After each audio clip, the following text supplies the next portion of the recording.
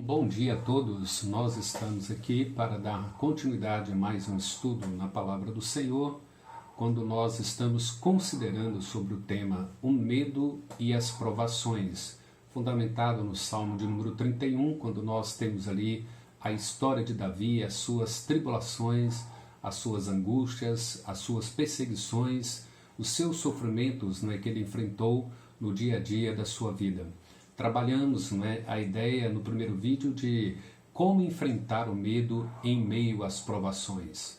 E nós ensinamos à luz das Escrituras dizendo o seguinte: tenha plena confiança no ser de Deus. Veja que o ser de Deus, aquilo que ele é na sua essência, aquilo que é na sua característica, dos seus atributos, nós então precisamos ter confiança no ser de Deus.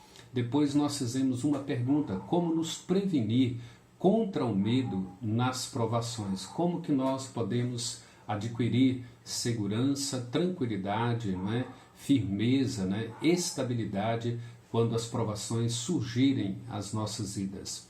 E nós trabalhamos, o primeiro ponto desse tema foi dizendo, adquirindo conhecimento sobre Deus. Então, como nos prevenir contra o medo nas provações? Esse é o primeiro princípio, adquirindo conhecimento sobre o ser de Deus. Então, como eu já mencionei, nós precisamos focar aquilo que Deus é na sua essência, nos seus atributos, na sua perfeição, na sua santidade, na sua justiça, na sua bondade, na sua retidão, para que nós então possamos aprofundar nesse conhecimento, ser fundamentado, sustentado, transformado, moldado conforme o conhecimento do ser de Deus.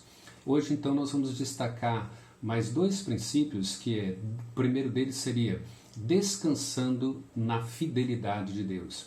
Veja como que é importante conhecer o ser de Deus. Deus é fiel e Ele não permite e Ele não permitirá que nenhum dos seus servos seja tentado ou provado além das suas próprias forças. 1 Coríntios 10, 13 nos ensina isso claramente e nos diz mais. Ele diz que Deus jamais nos permitirá que nós sejamos tentados além das nossas forças. Pelo contrário, Ele proverá livramento para que nós possamos suportar cada uma dessas provações, porque Ele é fiel, porque Ele assim nos sustenta. Observe que quando a gente olha para o Salmo 31, a gente percebe que Davi teve provações, lutas, perseguições que aparentemente foram angustiantes, que causaram ali nele, quem sabe, um princípio de depressão, quem sabe ali dores profundas no coração de Davi, a ponto dele afirmar lá no versículo 13 que todos ficaram contra ele e que eles estavam tentando tirar a sua vida, eliminar Davi, acabar com a vida de Davi. Vejam que a situação dele é difícil, é uma provação intensa, intensificada, a ponto dele acreditar que eles tirariam a sua própria vida. O que nós aprendemos ali? Nós precisamos aprender, à medida que nós conhecemos o ser de Deus, que Deus remove a provação no tempo dele, segundo o propósito dele, segundo o plano que ele tem em usar essa provação.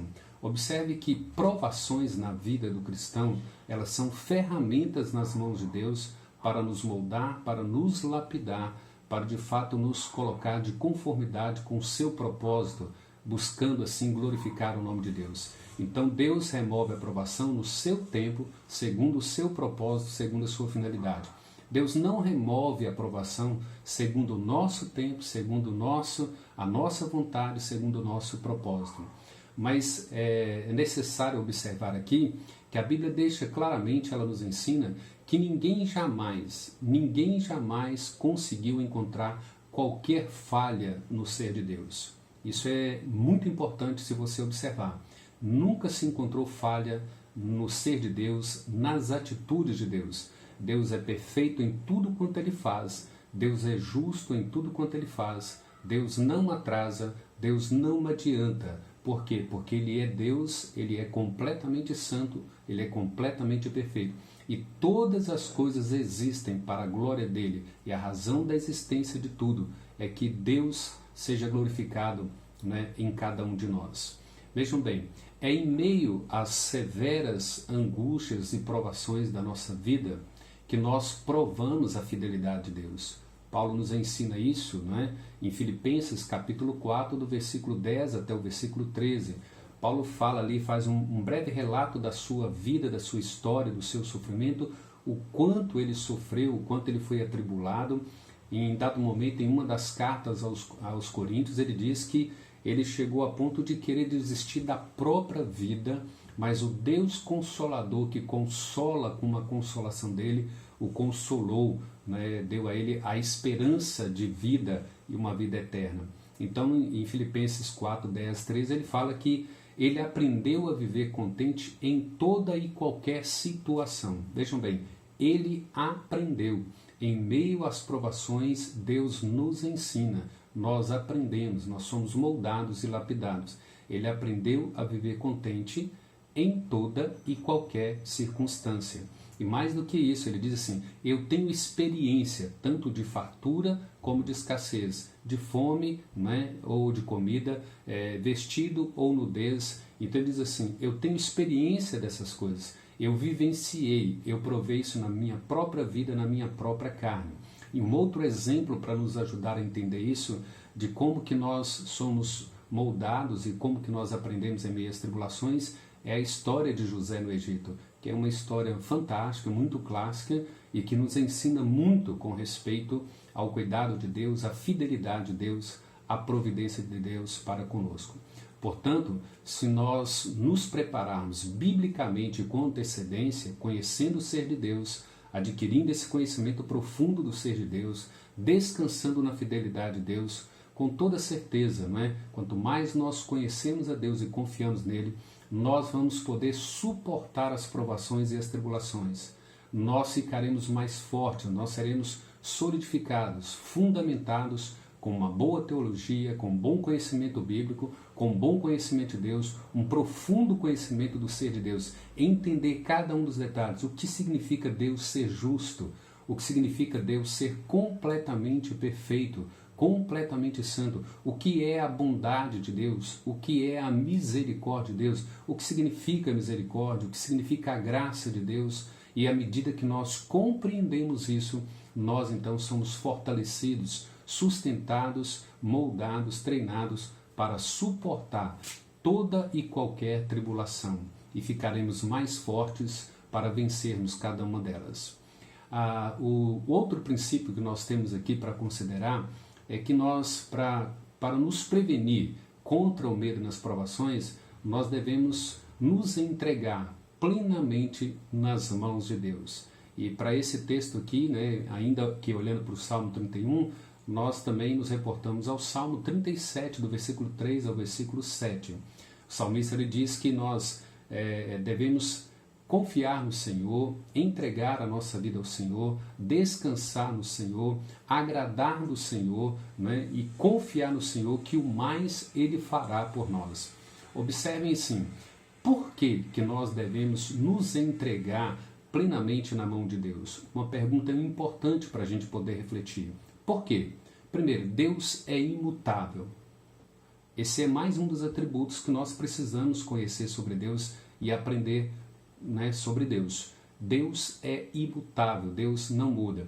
O que isso significa? Observem isso. Os nossos dias são incertos, são inseguros, as provações, as tribulações, elas surgem do nada, da noite para o dia. Nós somos pegos, né? E nós ficamos assustados, amedrontados. Os nossos dias são incertos, né? O nosso tempo é incerto. Muitas coisas na nossa vida são incertas. Contudo, nós devemos nos entregar a Deus, porque Ele não muda, Ele é imutável. Deus, o tempo dEle, as ações dEle são todas planejadas soberanamente segundo o seu propósito, segundo a sua vontade. Nas provações, você deve lembrar, ou se lembrar, né, que tanto a sua vida como os seus dias estão debaixo do controle desse Deus, da soberana administração desse Deus. Vejam bem, olha, por que nós devemos nos entregar plenamente nas mãos de Deus? Porque Ele é imutável e os nossos dias são incertos. Nós não temos segurança, nós não temos o controle de nada. absolutamente nada. Mas Deus tem o controle absoluto de todas as coisas. E não somente Ele é fiel, não somente Ele tem o controle, como Ele também é imutável.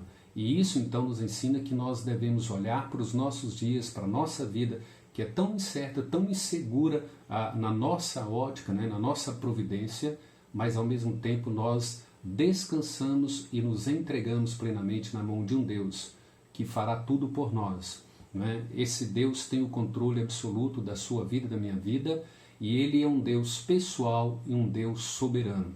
E nós então vamos continuar trabalhando isso no próximo vídeo, dizendo a respeito desse Deus. Por que Ele é um Deus pessoal? Por que Ele é um Deus soberano? Então nós vamos tratar com respeito, considerar a soberania de Deus e considerar que Ele é um Deus totalmente fiel, imutável, mas que se relaciona comigo e que se relaciona com você. Ele se importa com você, Ele se importa comigo. E a maior demonstração disso foi Ele entregar Jesus Cristo para vir ao mundo, se fazer homem, morrer numa cruz, nos substituir naquela cruz, sofrer a ira, a indignação de Deus contra os nossos pecados, para que a santidade de Deus fosse satisfeita. Então, esse Cristo entregue na cruz, morrendo em nosso lugar, nos substituindo na cruz, é a evidência de que esse Deus, que é profundamente fiel, que Ele é completamente imutável, Ele de fato se preocupa comigo e se preocupa com você.